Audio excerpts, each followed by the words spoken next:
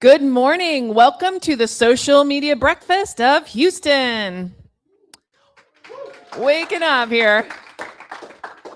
It's so good to see your shining faces today. And those of you who are watching online, thank you for joining us this morning. People are settling in here, getting their coffee. I hope you are too. I am so excited today to have all of you here to talk about something that I think is really plaguing all of us, is how we can use AI in a more effective way, especially around social media. And so a couple of months ago, I think it was, I was on our SMBHOU coffee chat, which is on Zoom. You'll see it come by on the screen here in a bit. Make sure you do it. That's on the fourth Friday of every month. We get together on Zoom. So if you want more of a community thing, please join us for that as well. And Debbie was there, and we were talking about the different things that we do. And we often talk about a give and an ask and talk about what we're trying to do. And Debbie started to talk about how she was running, I think at the time, 9 and now 11 social media accounts all by herself for an agency. And I was like, I have an agency. And I was like, yeah, that's pretty hard. That would be impossible. And so I was like, how are you doing that? And so she started telling me what she was up to. And I thought, you guys needed to hear this, because all of us are kind of wondering how we can be more effective and, kind of get that process down a little bit. So let me talk about you just a little bit first, because I do have some fun little things about Debbie.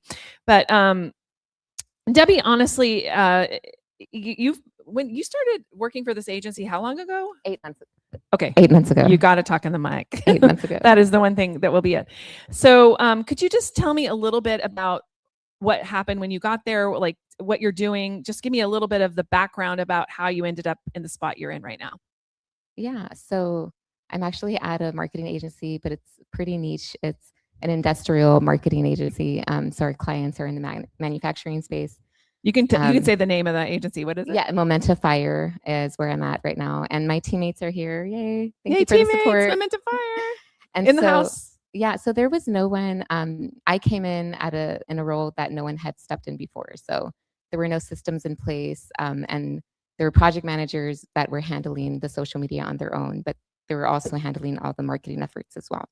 So they needed someone to handle LinkedIn, Facebook, Instagram for the clients, and that's where I came in because my background was doing that before, and so and I realized that it was quite a bit of clients to do social media strategy, content creation, all of that, and I was just literally reacting to the work, and it was like one account after another, and I just was beginning to feel really burnt out and doubting if, like, can I even do this? Like, this is really hard. But we had a few systems already. We had a Monday board, which is a project management system.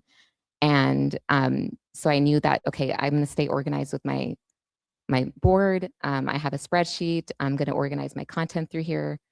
And we have an approval process as well. So at the beginning, a lot of it was just copying and pasting from like at least 3 or 4 different platforms.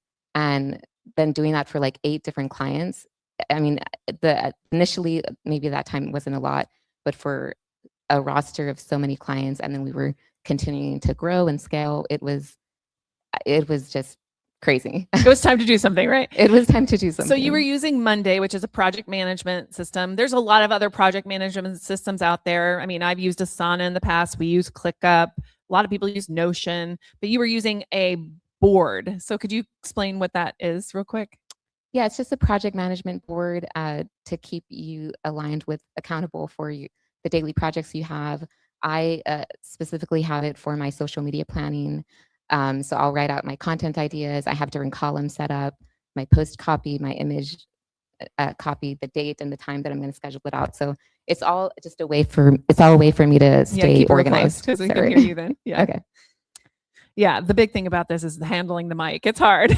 So just keep it close to your mouth. And then, so you keep track of all of your day-to-day, and I'm sure your team does too, right? You're all on the Monday board. So everybody's communicating with each other, but you were copying and pasting everything that you created in the Monday board into what? Into Metricool, which is my third-party social media calendar. Right. And then even before that, it was also something called Zyflow, which is our approval process. So from Zyflow back to the Monday board, and then from the Monday board to the calendar. So it's at least 3 or 4 different Copy paste. copy and paste. And then even sometimes starting in a Word document or a notes where it was like a really rough draft. So then, I knew I had to get better with my systems. And it was just kind of a conversation with ChatGPT, Claude, and explaining everything that I was going through. And it was just becoming incredibly overwhelming. And I told it knew already some of the patterns. Sure. And even Monday started to know some of my patterns because Monday has AI Built in. and recently Monday's little avatar system was like, I'm noticing that you change these columns all the time. Like, I can be your agent, and so it's interesting how AI is like constantly evolving and changing and adding these little tools within the platforms we use every day. Yeah. And I do think that that's something that we also have to realize as far as, even if you're not like a social media manager like yourself and working for an agency, if you're just working for a company, it can be overwhelming, especially if you're doing a bunch of different jobs, right? And that's where you were. You were super overwhelmed or getting overwhelmed. I mean, it started fine. It started fine. Yeah, I think it started fine, and then, yeah, obviously, I knew it wasn't going to be sustainable for me, and so I had to figure it out. And really, essentially, I had this conversation with Claude, and Claude has something called Cowork, which I hadn't really utilized. And so inside Cowork, I knew it could do things. And so once it knew all of my processes and things like that, I was like, can you delete a step for me? Can you do it for me? Can you help me? And you said it started with a Word document. So let me back up a little because I don't want to go too fast for this audience. So Claude, does your company have Claude, or you just had a Claude that you I were just had a Claude. Yes. Okay. So you were working with Claude, and you talked about Cowork, which is something you download onto your computer. Yes. Okay. So like Claude, you can, obviously do on any browser. So this was not in the browser that you did this. No, this was on the app. Okay. Yeah. So you download the app and you had a Word document. And I think I read this in we're going to show you in a little bit. You'll get all of this information. So don't be afraid. We have like a thing that you're going to be able to download and see her entire process. But I was reading your narrative, and one of the things you said is, I had this Word doc that I was doing all this stuff in, and you gave it to Claude and you said, what? Can you like copy and paste all my Word document into my Monday board in the proper columns that it needs to be in? And what did it say? It said, yeah, I can create an app for you. I'll do it for you. So I vibe coded. I'm not a developer. So what did you use to vibe code? Let's talk about vibe coding. Did you only use your computer, or did it actually have you use another tool as well? No, I just used my computer. And and because Claude has an agreement with Monday called an MCP, which is, by the way, don't worry about it. It's kind of like APIs. If you ever heard of APIs, it's the things that you connect different tools with. There's one now called an MCP. So it had that with. It did. It had a connector with the platform we had been using anyways when I started. So I knew it. Cowork, that was another thing too. I researched that Cowork had several integrations, not just Monday. It's like it has integrations with Canva, with Adobe. I mean, so many different tools, Gmail, Slack, and you can have it connect to anything, all sorts of things, which, I haven't even connected all of them to, but I know some of my teammates have, and they have it, brief them on their daily tasks. Like, okay, it's connected to their Slack. So they go to the channel, like, tell me about this account and everything I need to do today. And Claude will give you a rundown of everything. That's pretty great. And so that was probably also, you also mentioned that in your narrative as well, is that your teammates were already using it in this way, and it made it, that it was possible, right? So is that how you knew it was possible? I think in a way I was influenced a little bit by the culture we have at our agency. When you're at a smaller company, we try to push AI to the limit in a way, and there's this energy that is just so cool because I think at times it can be scary. I was there as well. I don't want robots to take over the world. But I think I just kind of leaned into it as I was seeing others, seeing the founder's an engineer, incredibly talented and motivated. And I'm truly inspired by just like the people around me, the teammates, and that influenced me to like, okay, maybe I can trust it a little bit more. And so you started trusting it a little bit, and it made an app for you, or it connected itself to Monday. And then what happened? So it connected this app, and it made an app for me.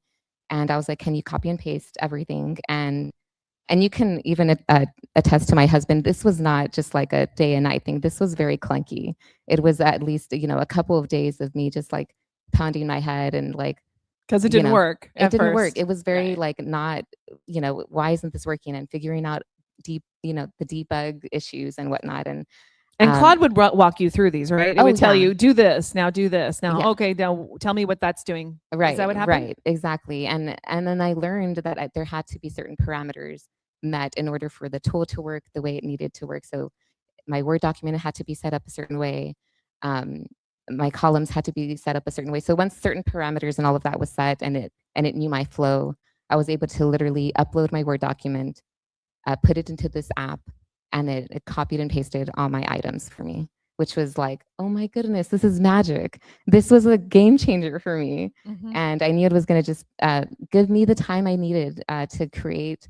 I'm a storyteller. I want to be more, that's what I was missing too. I wasn't getting the chance to create how I want to create. My background is in video production, graphic design. I wanted to spend time doing the storytelling, doing the editing, and that was the little processes were taken away from that. No, it makes total sense to me that was where you were at. And again, you didn't have to know the coding or figure out the parameters yourself, right? No, I am not a coder. No. Okay, all right. Just making sure, because I mean, I think a lot of people say parameters, and then you're like, okay, I'm not doing this, but it does walk you through it step. No, for sure. By step. Okay, yes. Good. So now you're able to take this Word document, ingest it into Claude, and Claude is connected to Monday in this case. It could be Notion. Notion is also really good and kind of a cheaper one too. So, and it has the AI built in as well. So there's different ways that you can do this, and then you feed it into it, and then what? Now it's in Monday, but you have to put it into something else. Metrical, right? I have to put it into my social media calendar. Yes, and I don't post natively. I use the third-party. It's Metrical, and there's so many different ones out there, but that's the one I ended up choosing, and it had a connector. And then I looked up how I could connect it once all my items were on Monday, and I used a website called make.com, which is a website also. It has like connectors. It's an automation site, right? Right. Yeah. So so it was helping me make things. And how did you find make.com? Did Claude tell you to do that? It gave me a couple of resources. It said, your Monday board has these connectors, and you can use webhooks and things like that, which was like a different language. You didn't know what webhooks were, I didn't know any of these things. And so again, Claude was my thought partner. It was helping me through this. And so I ended up just putting that into I'm sorry. Make.com, yeah. Yeah, make.com. And it went so let's just talk about Make really quick. Okay. So inside of Make, when you go there, I do know what it looks like, but it looks like a canvas or a page, right? And then what happens? Yeah, I felt like the user experience was very simple for someone that doesn't know how to code or whatnot. So it has different like logos and things like that. So you can find the boards or the things that you're trying to connect.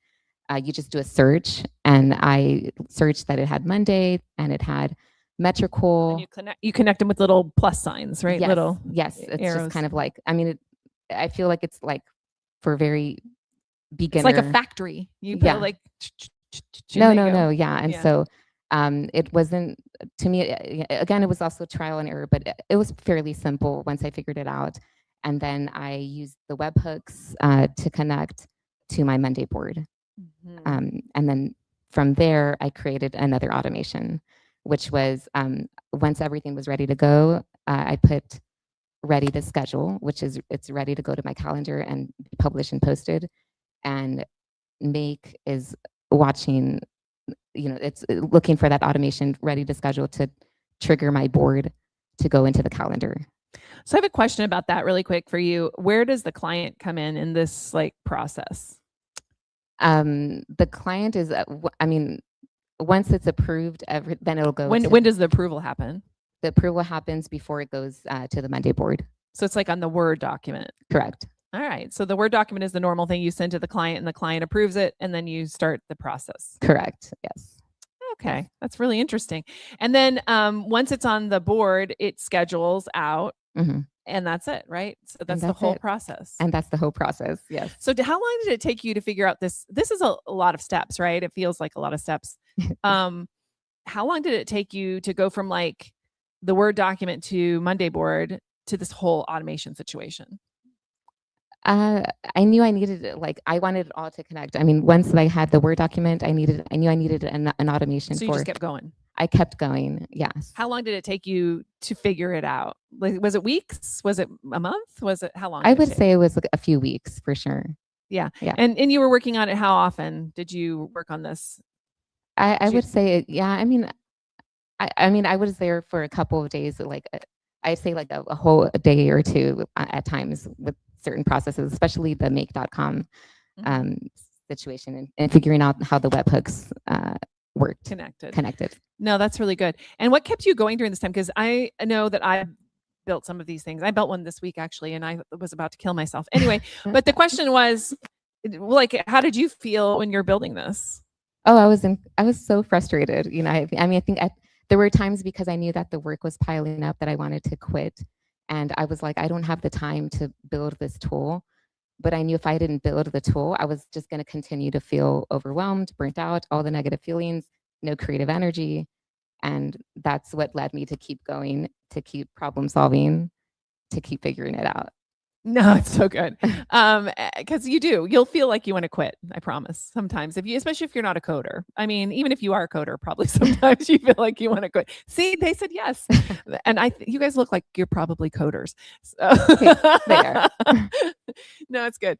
So, yeah, I mean, I feel that way too sometimes. So, do you ever does it ever break? Is there ever any time? Oh yeah, there's times that it breaks.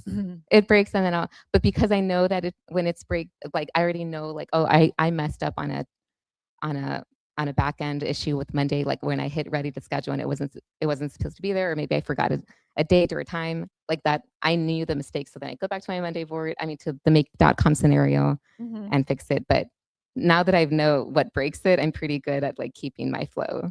Yeah, not doing the thing that breaks right, it. Right. Yeah, like sending the wrong, like, I have something set up where it's an email, like it says add tasks. And if I send add task, it like, oh, it doesn't like that. Right. So it can break. But like, tell me how this has been a change for you. So tell me about the switch between Debbie, who was, cutting and pasting with all her 8 octopus arms, and this. Tell me what the difference is for you. The difference between how you feel. Yeah. Oh yeah. I mean, no, this has changed. Like I said, this has been just a game changer with we should ask your husband. No, is she better? Yeah.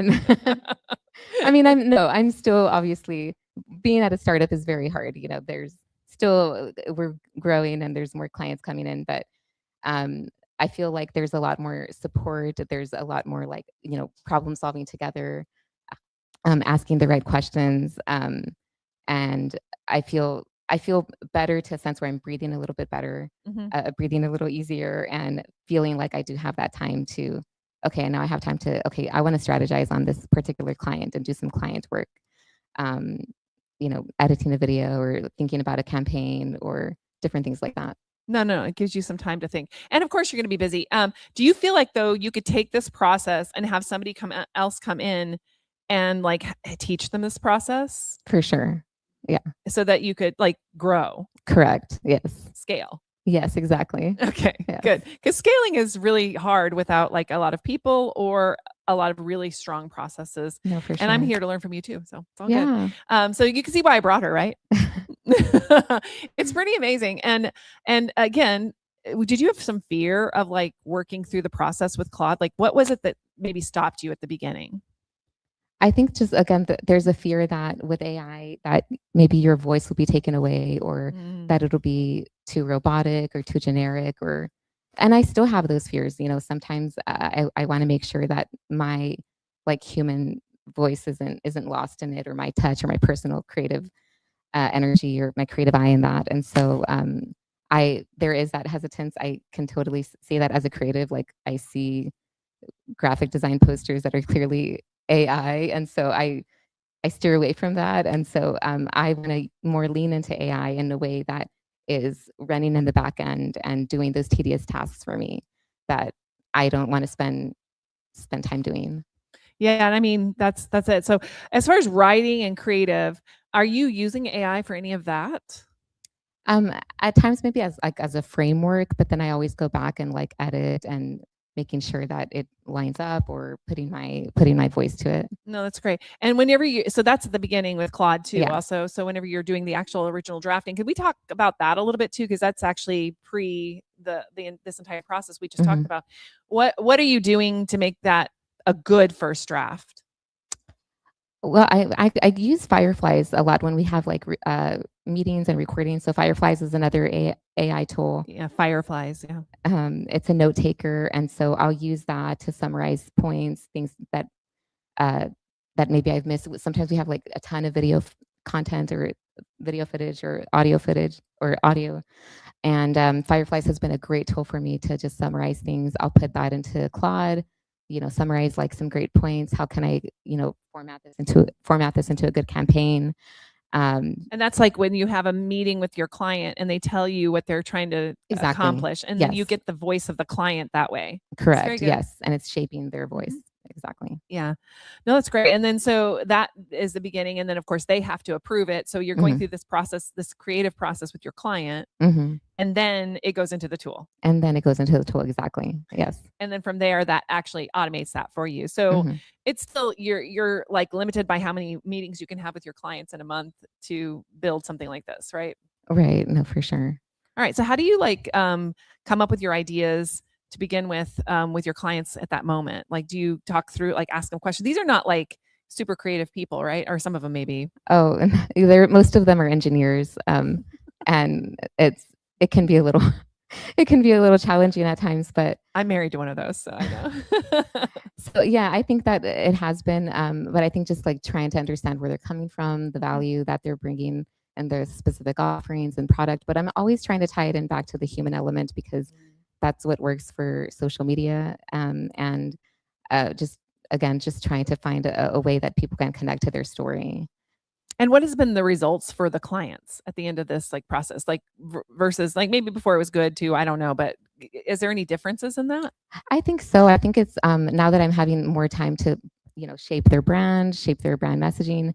I've noticed a difference since I've joined with just like you can clearly see like an evolution of like from when I started, using the tools and seeing like the brand messaging being the same and the colors or the schemes or the carousels or the video clips. It's all like formatting and looking like their voice. And so it's just something I'm super proud of. And again, I'm proud to be with an agency that is pushing us to just think strategically and creatively. And ask the right questions. So you talked about that a little bit. Can you tell me what you mean by that? Ask the right questions. Ask the right questions for AI or for I a mean, you just client. said Or, you were just saying that you're being pushed to ask the right questions or do things differently. So what does that mean to you? I mean, I think just like for me, well, I can talk about like the workflow aspect, just like what are the things that that I know that can probably be automated, just like repetitive tasks, or there's things even on our Gmail when we're writing, it will like AI is automatically like writing a response for us sometimes. And so just thinking through just the different tools I'm using and seeing how AI is Can help you, right? already in it, right? Yeah. No, it's good. I mean, because a lot of these tools do have AI in it already. So you can figure out, you can ask the AI how to connect the AI, which is crazy. I did put up on the screen a slide right now that has a QR code. You might want to pull it up real quick and scan it because this is something Debbie put together for you guys today that has a lot of the tools we talked about and everything. So this slide has this in it, which I'm going to steal from you for a second to show. But it has this, and we put this on your table too. There's some paper copies of it, but this is the electronic copy of it as well. Do you want to walk through this for us and what it is, and explain how to use this particular tool that you've created for everyone? Yeah. So, I mean, this is just kind of my takeaways of what I've learned. Like, what are the tasks that I was doing every single day? And it was a lot of copy and paste. And then it was conversations with like my my thought partner, Claude, and just Yeah. like, can you help me? And then thinking of like things that are already in my platforms, in my Gmail, in my Monday board with the avatar agent lady. Just just looking at what you're already using and how can you be more efficient, and taking advantage of those processes and those tools. Before you move on from that, I think that's really important too, is like putting into Claude what you already have and what you're already paying for is really helpful. I mean, it may give you some ideas for other tools as well that would work, but it's not like you have to change your whole tool set, right? No, yeah. I Right. mean, there's so many. I'm just thinking of like Microsoft when I was more in that Microsoft end. There was Copilot. There's just so many different things within AI. Right. And if you're using more on the ChatGPT side, there is also Codex, which is Okay. another similar tool to what she's talking about. So these exist for ChatGPT too. Okay. Just so you know. Oh, nice. Yeah. And then I just have this like reality check thing too, because I put, can AI cost you more time?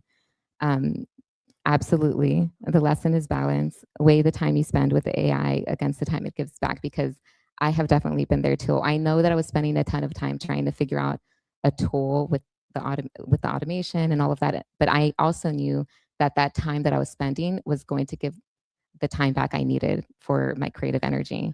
But there have been times as well where I'm going back and forth, and maybe it's not fixing something that I really needed fixed, and it's like, you know what, this is taking too long. I can do this myself, And so it's just like weighing that out and the balance. No, it's really good that you say that, because it can cost you a lot of time, but it can save. So one of the things that there's some research studies out there that say 90% of people don't get productivity gains from AI. And you have gotten a productivity gain from AI. I would say like quite a big one. No, for like sure. if you had to put percentages on it, it's pretty high. Like, Oh, yeah. how many clients do you think you could handle without this? Right now I'm handling like 11, and I mean it's still pretty hard, but I mean I think like I said, it's just figuring out like the daily little tedious tasks, and I know AI now can do that. And before that, like how many do you think you could humanly handle without all this? Oh, before that, probably not much. Like Yeah. 2 or 3, maybe? Yeah, maybe 2 or 3. Yeah. Yeah. That's about normal. You can probably handle about 2 or 3. Most agencies know you can handle about 2 or 3 clients per worker, and some people are using you push them to do more, but then they burn out, like yourself. Right. Yes. So, today's favorite tools, you have them on here. You also had what tools already live in your everyday platform, and can they be automated? So that's the other part too. Like you may have to switch tools if it can't be automated, right? Oh, yeah. So, Yeah. and you added some tools too, like make.com. You mentioned what were the other ones you added? You said Metricool, but maybe you did that first. Yeah, make.com, Metricool. I'm just thinking of the ones I'm using every day right now. It's Monday, Metricool, and Make was my connector. And I'm still trying to figure out another automation for my approval process. That's Zyflow. That's a different tool we use for our clients to review things. And so I'm also just thinking about my next automation, and then the next step for things to, again, make things more efficient for me, because I still haven't automated a few things, and I'm thinking through what I want the next one to be too. And I know eventually I'll get there, but yeah. No, I think it's good. I mean, I think that's important to say too, because you can start with just one small automation. Like even if you just started with the Word tool Monday, which was huge for me. That was a major win. Right. And you didn't have the other one built out right away. No, that one took a little bit longer. Yeah. So that was a beginning. So like start with one thing and then understand that it's a process, and you're going to fill in the gaps as you go, right? Exactly. Yes. And it'll start making sense to you as you begin to work with it. And social media specifically, I think, is probably one of the big ones, because it's a content mill. So like how do you get all these there's a lot of steps. On the content creation side, what are you using? Like, are you using Adobe? Are you using Canva? What are you using on the content creation side? Yeah, I use Adobe Express. I mean, my background is in graphic design, so I'm familiar with the Adobe platforms. And then I'll use Premiere to edit. Sometimes I'll go to Express. You can edit as well. It's like Canva, very similar, like web platform where you can edit. But yeah, those are my favorite tools right now, Express and Premiere, I'd say. Yeah. And so whenever, like, where do you keep all of your content? Are you doing any automations on that side yet? Like moving the content around? And Not yet, no. is that Yeah. something you are kind of thinking about? I'm thinking about, yeah, like once an asset, an image or a video is ready, how to put it into my scheduler, and that automation hasn't happened yet. So see, there's still some room to grow. Yeah. That being said, I know there's got to be a lot of questions here, like give us your thoughts, your ideas, and Debbie and I'll do our best to answer you. I mean, she's been doing this for a while. How long when did you start this process? The process, maybe, 5 months ago or so. Yeah. So she went from like really underwater to like now feeling pretty confident with what she's doing. And I think that's where all of you could be too. So let's talk about it. Does anybody have any questions? Let's start. Online too. You go ahead and ask questions and Tori will pull them for me.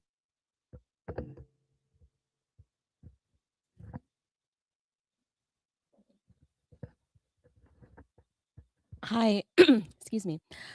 My question is, out of all the AI tools that are available to us right now, when you were considering the platform to use, what made you choose Claude over ChatGPT? I'm still unfamiliar with all of them, so I'd like to know like your thought process surrounding like why you preferred Claude over the others. That's a good question. I mean, I love chat, and I used it for my personal as well. But then Claude kind of was popping up in my LinkedIn feed a lot, and then I saw a lot of migration from chat to Claude, and I saw a lot of good positive feedback from other marketing professionals, and so I gave it a try, and then I ended up really just liking more, like it felt a little bit more like a thought partner, like a true coworker versus chat giving me different results, if that makes sense. And so that's one of the reasons I ended up kind of like fully migrating to Claude. Follow-up question to that. Yeah. Are there any instances where you would use Claude or ChatGPT over another? And because I've heard that too, where I prefer like Claude for this, but I do chat for this or something like that. That's really good too. Yeah, I kind of go back and forth. Sometimes chat will give me like a really good like a rundown of maybe like pillars or things to think through, and then I'll give the same content to Claude, and it gives me maybe like a different angle or perspective from chat's version. So I kind of combine the two, but they're both really great tools. Yeah. Just a really interesting thing about Claude, it does have more limits than ChatGPT. So you'll run into like you've used all of your credits for the last, and it makes you wait 4 hours to do it again. So sometimes I will use ChatGPT to do some of these other tasks that are like low hanging fruits so that I don't waste my Claude tokens. I know that sounds really bad, but that's what I go back and forth for that reason. It does great with coding too. It's amazing. Thank you so much.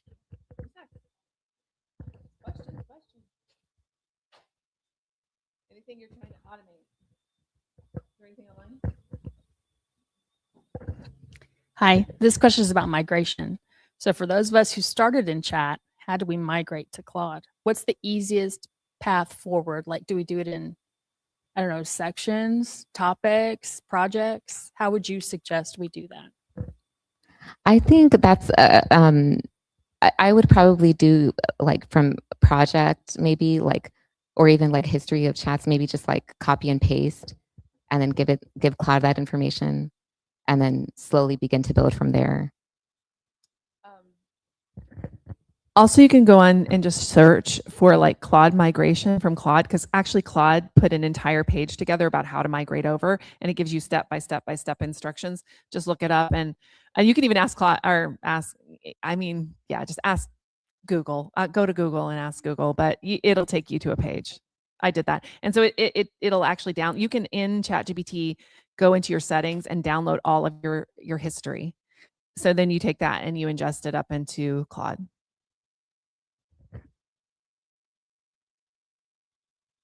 No, don't be sad. Give us some questions. I'll have to ask another one. Yes, that's good.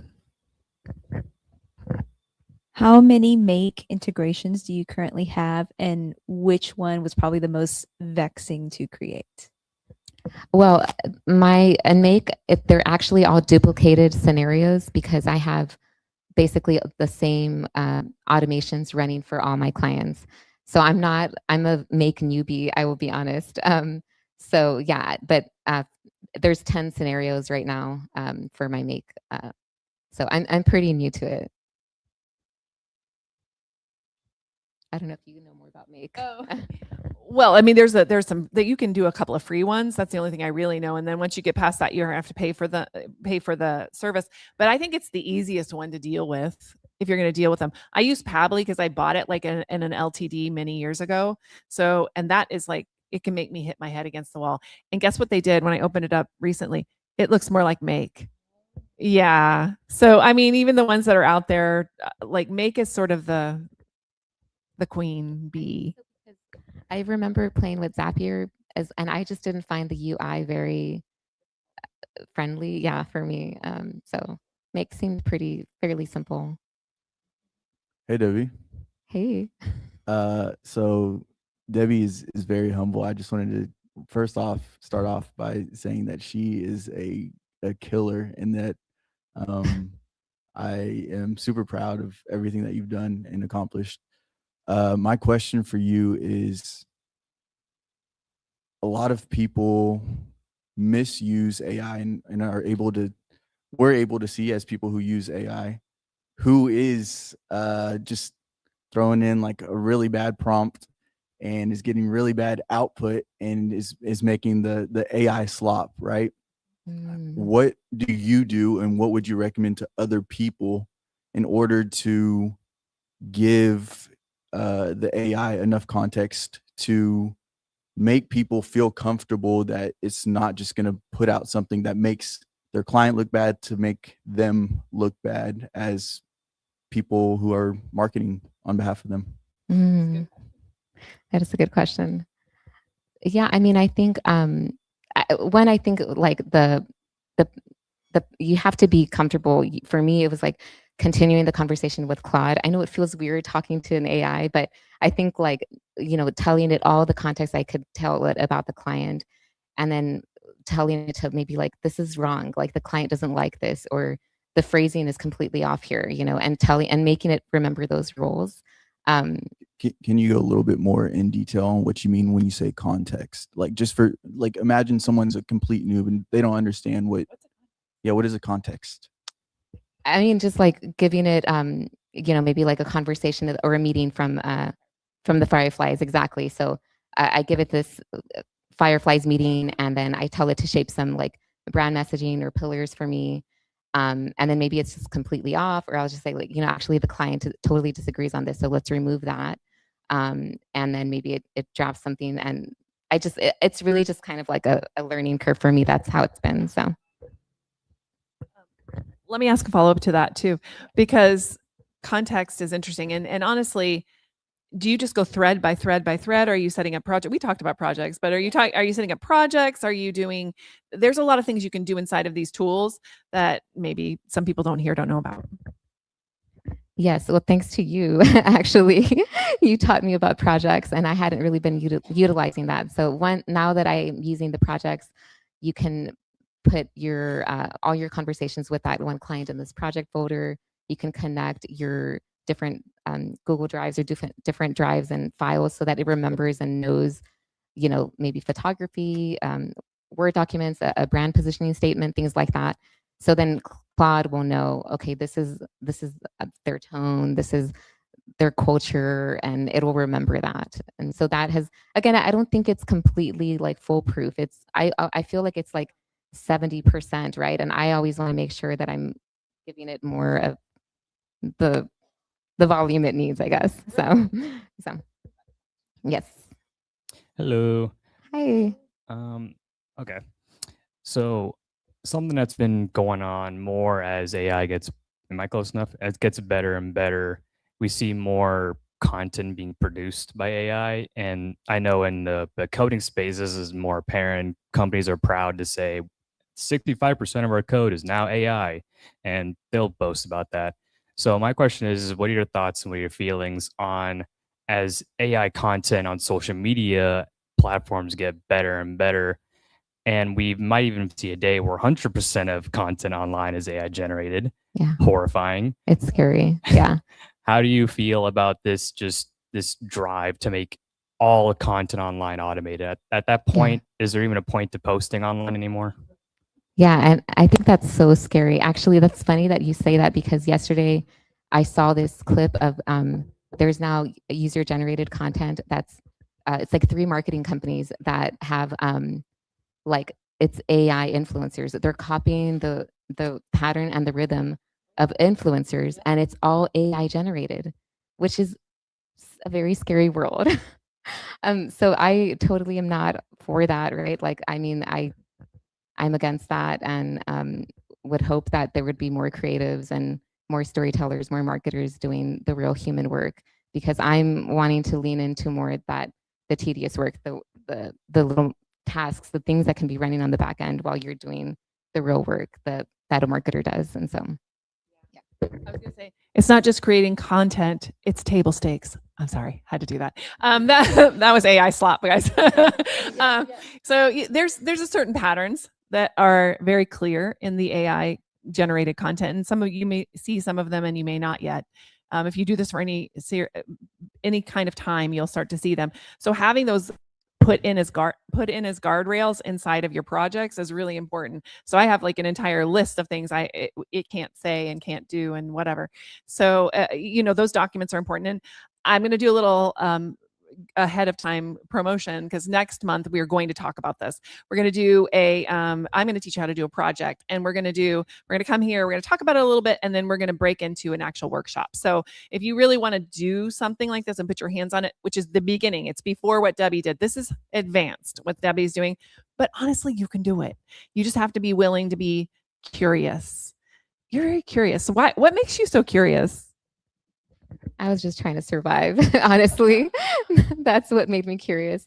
I mean, I think, you just sometimes have to pivot, and, life threw some unexpected things to me, and I ended up at the startup, and it was either sink or swim, and I just had to push forward, and I wanted to figure it out. And again, I think I'm really influenced by just like awesome teammates that really like push each other to challenge each other, just think differently, think strategically, things like that. So I know. Thank you. No, don't heckle me. Oh, am I? Is this close enough? So can you talk a little about, I remember you said when you first switched over to Claude, you're having some issues getting things taken care of. Can you talk about how you'd save your tokens by asking ChatGPT what to tell Claude and how to get it to do what you wanted to through different systems, how you made them work together to help each other and help you? How do I say? Can you say it again? You would use ChatGPT to generate prompts for Claude to get exactly what you wanted when it wasn't listening to you and fighting against you. Oh, I think I remember this a little bit with like maybe when I was building out like the make.com scenarios and things like that. Yeah, I mean, I think it was just like I was just trying to I was telling it the different parameters and different things that it wasn't working. Yes, chat was giving me like the wrong messages, and then I went to Claude and it was giving me the right messages. And so that was another reason why I fully ended up like migrating more to Claude. But yeah, I think both. I mean, it was really. I feel like it was both. It was both chat and Claude. So yeah. I mean, so this week I created something and I did the same thing. So, I just wanted Claude to do it. And by the way, there's this thing going out in Claude right now that you can use called Fable if you're a paid member, and it's going to cut off for you in a couple of days. So I wanted to try some things with Fable. So I wanted to build a thing. And so Fable takes up 50% of all of your Claude Code tokens for the month. Yeah, it's crazy. But so I'm like, okay, how can I like do this and still get through it? And I use ChatGPT in that way, what you just said. I went to ChatGPT and said, hey, I'm building this. And I had Claude make the code. And then when I was having trouble, I went over to ChatGPT and I said, here, look at this. What am I doing wrong? Here, look at this. What am I doing wrong? And I just take screenshots and put them in, ChatGPT and say, hey, what's going wrong? Did you do that kind of work, or how did you do it? Yeah, it was a lot of screenshots. My desktop was getting pretty wild with all the screenshots I was giving it to AI. But yeah, so it was a lot of like trial and error and things like that, with just figuring it out with both tools. Yeah. Oh, there's a question back there. Hi, I had a question about the non-native posting that you mentioned, and then more details about how you were able to use Claude or any of the other softwares that you mentioned to help with automating the social media posts. I'm sorry, what was the question? the non-native, oh wow, this is way better. The non-native posting that you mentioned, and then how you were able to use Claude or your other social media tools to help automate posting onto social media.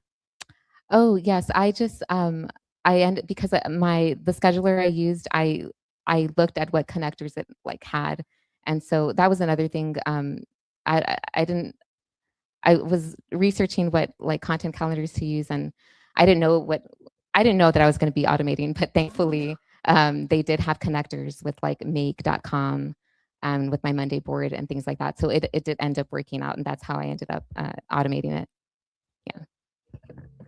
Inside of any tools that you have, you want to look in there and see integrations, like integrations with Canva, integrations with. And so before you buy a tool these days, make sure it has like connections, webhooks. I'm going to give you some words: webhooks, APIs, MCPs. That's what you need. If it doesn't, don't get the tool these days. Any other questions?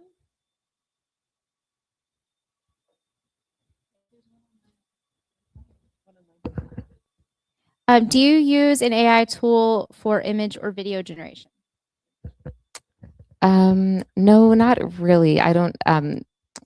But inside Premiere, which is my video editing software, there's like a lot of AI things, and it's helped me to like remove like there's a sound enhancer, but even like removing like stains or blemishes or things like that on video. So inside my Adobe tools, there's already AI implemented in it, and that's been super helpful in that aspect. But as far as using like Claude or ChatGPT to create a video or an image, no, I don't do that. Yeah, and I think right now, I mean, a lot of people are doing that, and there's very creative ways to do it. So I have up on the board one of our clients who actually are doing trademarks for you, and so they'll actually trademark your image and things like that too. But one of the really cool things that our friend Jay Franco, we can shout out to Jay. She's not here today. Woo, Jay! And Sandra had social media day last week, and that was amazing. And in that for our client, she created an Instagram reel. So if you go to SM Day Houston, you can see that reel. And what's interesting about that, or what she did, is she used an AI to do like a duplication of herself. And she was like, Nice. oh, people are duplicating you and you need to protect yourself. You know what I'm saying? So she used it in a very novel, cool way that wasn't about taking away the creative spirit, right? And so I think you can tell, I mean, and maybe you can't tell sometimes anymore when people are using that. How do you guys feel about that? Like people like getting a picture of themselves and then having it talk and sound like them? Oh, I think that's it's so scary, and it's getting like, yes, to the point where sometimes you can't really even tell. But I don't feel good about it. It is a little scary at times, I think. And so I love that they have your friend or someone has this, and so that's awesome. It's Travis, and he's come to Social Media Breakfast since the beginning of time, so I'm giving him his due. Oh, nice. But they have a 10% off. If you guys need a trademark at all, he gave me a 10% off code for this community. So please come take a picture to get, if you're trademarking a name or whatever. Okay. But also if you're an influencer, I mean, I don't know, we have some maybe budding ones in the room, and you want to like take care of like your image and make sure that you can't be copied. This is they have a tool for that here too. So Awesome. anyway, is there any other questions? Yes, Donna.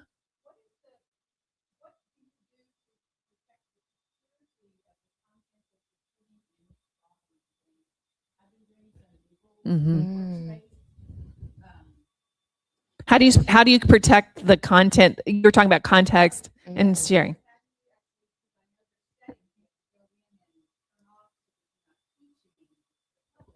Right. Yeah, I do know really about know. that. Yeah. So basically with Claude, it doesn't do that. With ChatGPT, you kind of have to tell it that. And I had to like send them an email. It was crazy. I'm like, an email. Yeah. I trust Claude more than I trust ChatGPT. I'll be honest right now for these reasons, because they're not training on your data. They've said so. I mean, I'm going to have to just trust that that's true. And if they are, and that's a huge lawsuit, and I'll be part of that class action lawsuit if that happened. But the truth is that these are connectors, so they're not necessarily going in and ingesting that content and pulling it out into their training data set.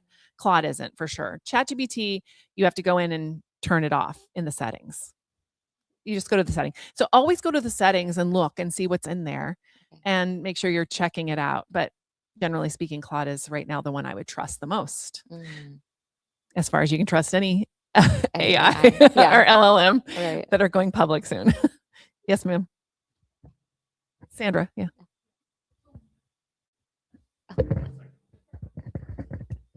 We're going to get the mic so you guys can hear online because it's not fair.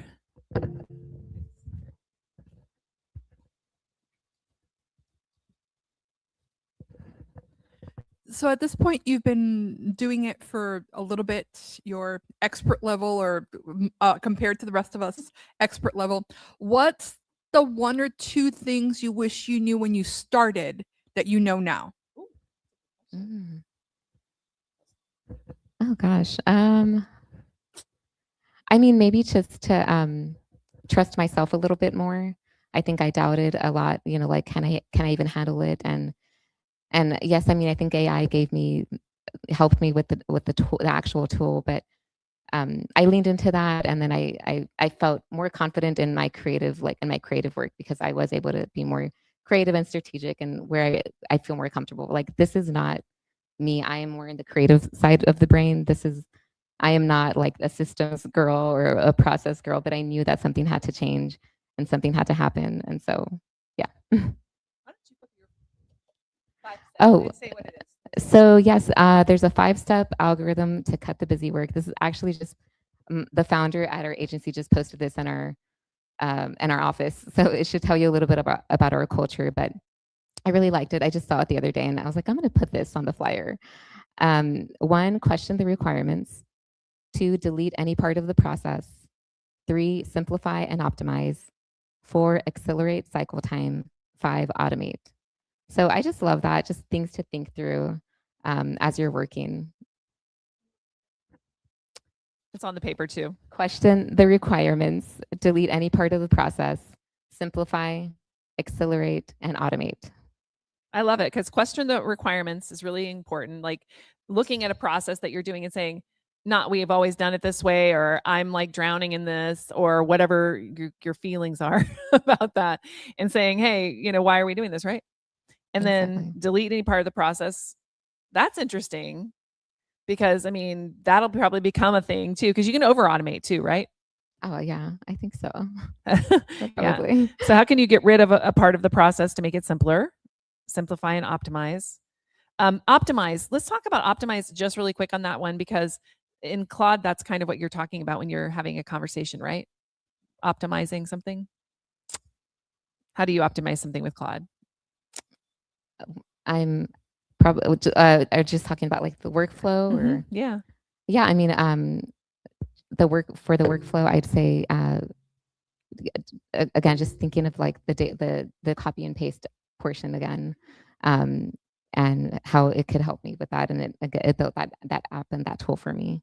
Right, but when you're in Claude, do you ever tell it no, do it this way? Are you ever like assertive with Claude? Oh yes, I am. Okay, because you seem so nice. But like, do you actually do you tell Claude no ever? No, I do tell Claude no. Yes. So can you do that? And it's I was like, no, you're wrong. Yeah. Okay.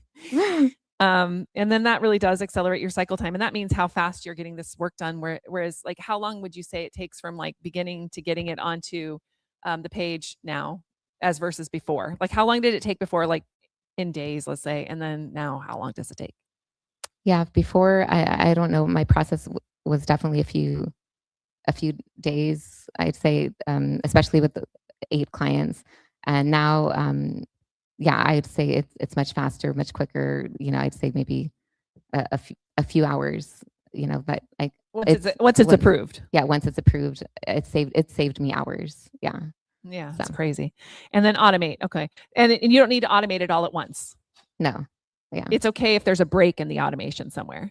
Oh yeah, for sure. Because I'm still trying to figure out my next automations, but the 2 automations I have right now have helped me tremendously. I can tell. Yeah. It's been great. Any other questions before we're done here? No?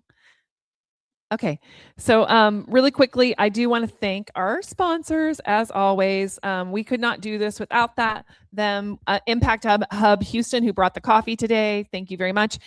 One of the things I need you to do for them is to hold on a second. Now it's not working. Oh, I got to go backwards. Is to go ahead and sign in on this particular thing. Even though if you signed in online, I understand, but this is to help them because they get grants and things like that to help us. And this is how they count how many people are here today. So if you could please help me with this, that'd be fantastic. Also, the Ion, who gives us this space to be in, and it's a great space, and we could not do this without the Ion either.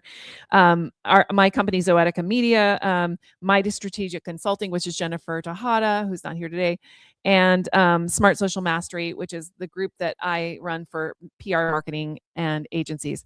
And so, and then of course, Trademark Engine, who you saw there today. So thank you guys so much. And definitely, if you see on your table, we do take small donations for coffee to help, because we do have to pull all this together if you want to, because it's a free event and I like to keep it as free as possible.